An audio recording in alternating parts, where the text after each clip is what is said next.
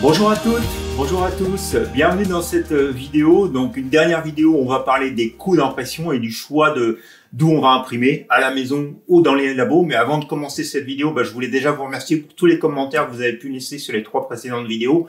Je pense que ça aide un peu toute la communauté finalement à se faire une idée sur oui ou non je vais imprimer et oui ou non je vais imprimer à la maison ou à l'extérieur. Et forcément, quand il s'agit d'imprimer, que ce soit à la maison ou à l'extérieur, on va parler finalement du coût de chacune des impressions. Donc si on se reporte sur la première vidéo que j'ai fait, choisir son imprimante. Donc si vous prenez une imprimante photo qui va avoir des encres, on va dire à colorant, qui va avoir un minimum, allez, on va dire 8 cartouches, on se trouve à peu près sur du 600 € pour l'imprimante. Donc en fonction du nombre de fois que vous allez imprimer dans une année et donc par mois, vous allez avoir un coût finalement pour chacune des impressions qui va être en gros entre 12,50 € et 50 €.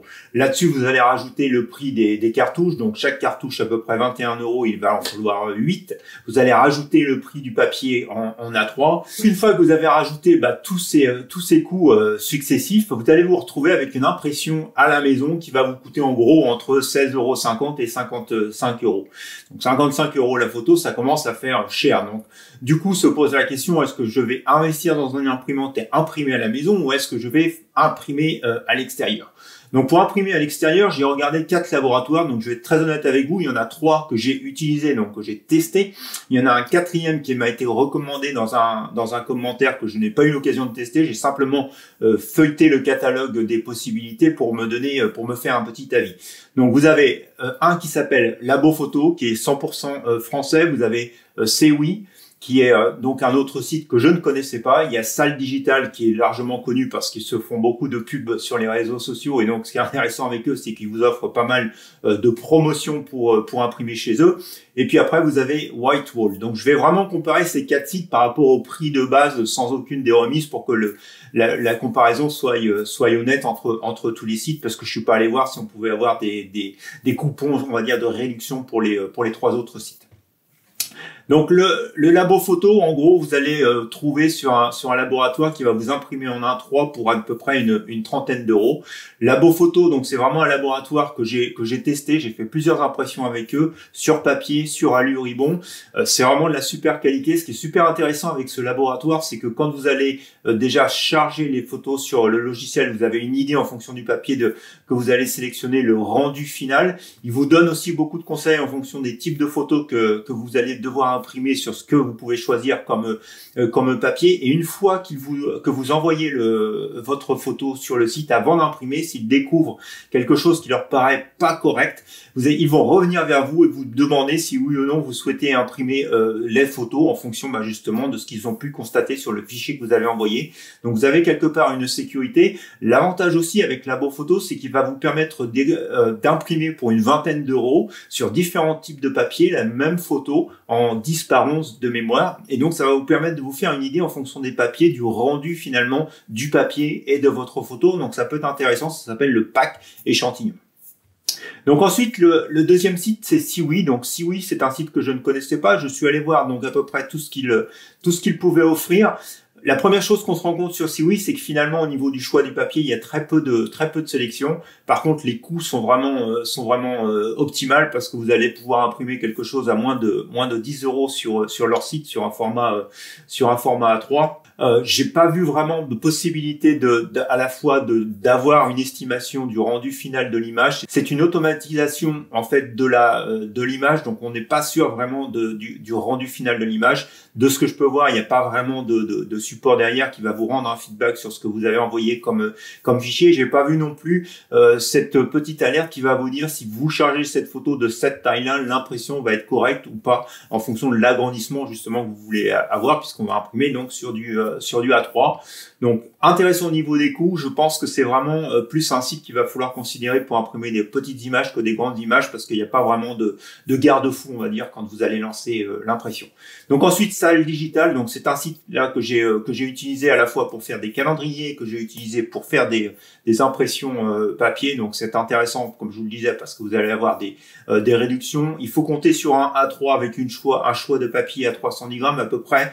Une dizaine d'euros, 10-11 €. Alors je dis à peu près sur le 310 grammes parce qu'en fait là encore une fois vous n'avez pas vraiment beaucoup d'informations sur le papier que vous allez sélectionner. C'est brillant mat satiné. pas vraiment de garde-fou lorsque vous allez charger votre photo, c'est-à-dire que si votre photo est trop petite, vous l'agrandissez. J'ai pas vu non plus d'alerte au niveau du site, et puis surtout pas de rendu du site s'il y a quelque chose de bizarre, parce qu'en fait j'ai fait malheureusement cette expérience en imprimant une fois un calendrier. Alors heureusement j'avais lancé qu'une seule impression pour me rendre compte. C'était la première fois que j'ai acheté ces jeux. J'ai eu un problème avec la balance des blancs ou la configuration de mon écran. Je sais pas vraiment. Je venais de changer d'ordinateur. J'ai envoyé les photos et toutes les photos sont revenues vraiment avec des tons vraiment trop chauds qui étaient visiblement qui n'étaient pas corrects. Donc c'est passé au travers de tous les tests et ça m'a été envoyé comme ceci. Donc un peu déçu de ce côté-là, ou du moins il faut vraiment faire attention et vraiment être sûr de ce que vous envoyez, parce que vous n'allez pas voir de retour. Donc voilà, c'est une limitation. Donc je dirais qu'un peu comme si oui, c'est probablement le genre de site qu'il va falloir utiliser pour des impressions en masse sur du 10-11. Je suis pas sûr que c'est le site que je choisirais ou que je recommanderais pour des impressions sur des plus grands formats. Et puis après, donc vous avez un autre qui est relativement connu, qui est Whitewall. Donc Whitewall, je l'ai utilisé. Je dirais que là, ce qui est intéressant, c'est qu'avec Whitewall, vous allez avoir plein de recommandations lorsque vous chargez la photo, si oui ou non le format est intéressant et compatible avec l'agrandissement que vous voulez faire. Vous avez différents types de papier, donc j'ai regardé à peu près là ici pour faire une estimation avec le même type de papier que j'ai fait mon impression à la maison ou sur le site de Labo Photo. On va se retrouver ici avec à peu près 24 € pour une impression, donc un peu moins cher qu'avec Labo Photo. Vous avez aussi la possibilité avec Whitewall de faire des packs échantillons pour vous rendre compte aussi de la qualité du papier. Alors, j'ai jamais vraiment eu de retour avec eux, comme quoi j'avais un problème sur ma photo ou quoi que ce soit. Visiblement, je suis pas sûr qu'ils le font, mais en tout cas, j'ai jamais eu de problème à l'impression, parce qu'il y a vraiment beaucoup de guides tout au long du téléchargement de la photo qui vous évitent justement d'avoir ce genre de déconvenu, avec plusieurs tests en fait successifs pour voir, comme je vous le disais, sur la qualité de l'image et aussi sur le rendu de l'image, avec une possibilité justement de simuler donc à l'écran le type de papier que vous allez utiliser. Donc ça va vous donner plus un rendu de couleur, puisque vous n'aurez forcément pas le rendu de la texture. Donc voilà, Whitewall, c'est un site qui est pour moi relativement intéressant. Donc voilà, 4 sites. Je sais qu'il en existe beaucoup plus, mais si vous voulez mon choix personnel, si vous avez de la grande quantité, je pense que Siwi et Salle Digital, c'est forcément des sites que je considérerais. Si vous voulez vraiment faire de l'impression pour aller sur un mur, j'irais plutôt sur Whitewall et Labo Photo. Et puis puisque je suis français et que je fais mes vidéos en français, je vais recommander Labo Photo, puisque c'est un site aussi en France de mémoire. Je crois qu'ils sont basés à Grenoble, donc Cocorico, autant faire travailler une entreprise française. Donc voilà. Donc je vous ai donné à peu près le choix au niveau des prix, mais après je pense qu'il y a un autre facteur qu'il faut considérer au moment d'imprimer la photo, et c'est ce plaisir que vous allez vous faire en imprimant une photo. Si votre plaisir c'est vraiment d'imprimer la photo et de l'avoir au mur, point final, je dirais dans ce cas-là, utilisez un labo extérieur. L'intérêt justement d'imprimer à la maison, c'est de comprendre un peu toute cette chaîne de couleurs, des profils de couleurs, et puis finalement de pouvoir un peu personnaliser cette impression et finalement, au bout du compte, avoir une image sur le mur que vous avez vraiment travaillé de la prise de vue jusqu'à l'impression. Donc tout le process finalement de fabrication de cette image avant qu'elle soit accrochée sur le mur.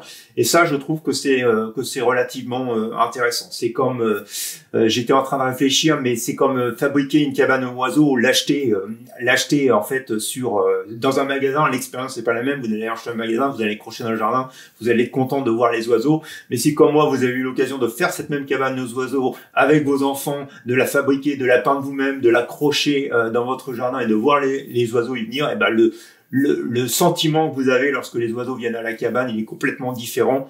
Et il dure dans le temps par rapport à une maison que vous aurez achetée dans le commerce. Je crois que pour la photo, c'est exactement ce même schéma. C'est-à-dire que le fait d'imprimer votre photo par vous-même jusqu'au bout, il y a un sentiment après d'accomplissement et puis de satisfaction lorsque vous avez la photo au mur que vous perdez un petit peu lorsque vous imprimez dans le laboratoire.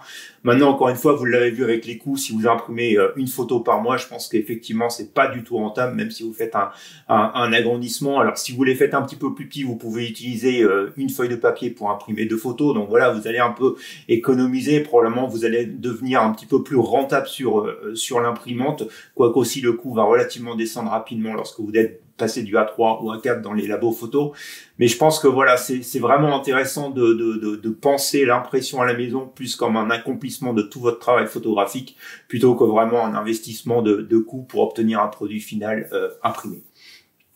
Donc voilà, c'était mon point de vue. Encore une fois, comme vous l'avez fait tout au long de ces 3 précédentes vidéos, laissez-moi vos avis dans les commentaires. Je pense que c'est utile pour toute la communauté. Je sais qu'il y a déjà beaucoup de gens qui m'ont dit je préfère aller dans un labo, mais en tout cas voilà, continuez à partager dans les commentaires. Si cette vidéo vous a plu, vous connaissez la petite musique. Je vous incite à mettre un petit pouce en l'air, à la partager. Et puis écoutez, il me reste plus qu'à vous souhaiter une bonne fin de semaine. Je ne sais pas encore ce qu'on fera pour la vidéo de matériel de la semaine prochaine, mais c'est sûr, on parlera plus d'impression, c'est fini. Et puis sinon, on se retrouve dimanche en extérieur pour de nouvelles expériences photographiques. Allez, bonne fin de semaine à vous. Au revoir.